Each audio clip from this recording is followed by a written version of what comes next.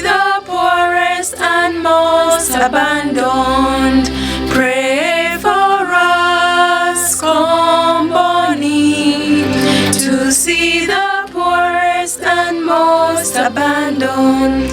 In love and in hatred, in life and in death, we follow your way of faith, hope and love.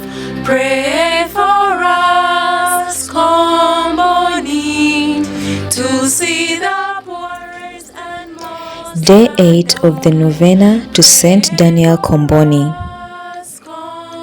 We have journeyed with Daniel Comboni from his birth home in Limone sul Garda in Italy 189 years ago, all through his sacrifices for Africa and to his life after death 139 years ago today.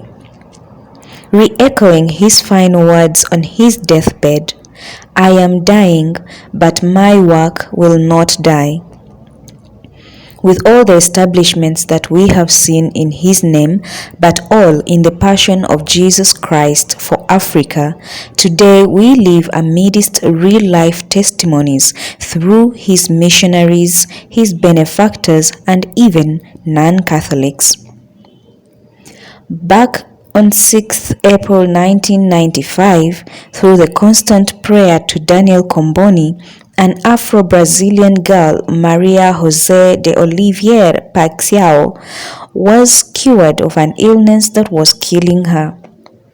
This was recognized as a miracle worked through his intercession. This, among others, led to his beatification on 17th March 1996 by Pope John Paul II in St. Peter's, Rome. Later on, in December 20th, 2003, through prayers to now Blessed Daniel Comboni, a Muslim mother from Sudan, Lubna Abdelaziz, was cured from a near-death illness. This too was recognized as a miracle worked through his intercession, and it led to his canonization in October 5th, 2003. Many more miracles continue to happen all over the world through the intercession of Saint Daniel Comboni, and in Uganda, we take a listen to our very own that lived and worked at Maternity Hospital in Karamoja. This is Dr. Stella's story. I started my journey in public health more than 20 years ago, and when I qualified as a young medical doctor, at that time we had a requirement to work in an upcountry station, and I chose Karamoja for two reasons. One is I wanted to seek some experience working with disadvantaged people, and the second is that I had heard about a Catholic hospital called Maternity Hospital funded by the Comboni missionaries, and I had, having been raised in a very Catholic family, gone to Catholic schools, I knew that the kind of person I would come out with a dual experience of working for the disadvantaged, but also a missionary hospital would really change my perspective as a young doctor. So I went to Maternity Hospital with that in mind, and true to my thinking, I was not disappointed at all. I went on to head a pediatric unit. I learned a lot of my skills in surgery in Maternity Hospital. It was a multi-skilled approach. As a medical doctor, you had to do your lab investigations, you had to do your chest screening, you had to manage a patient in front of you. So I wouldn't ask for any more at that point as a young doctor who needed to get the hands-on skills. Maternity Hospital gave it to me.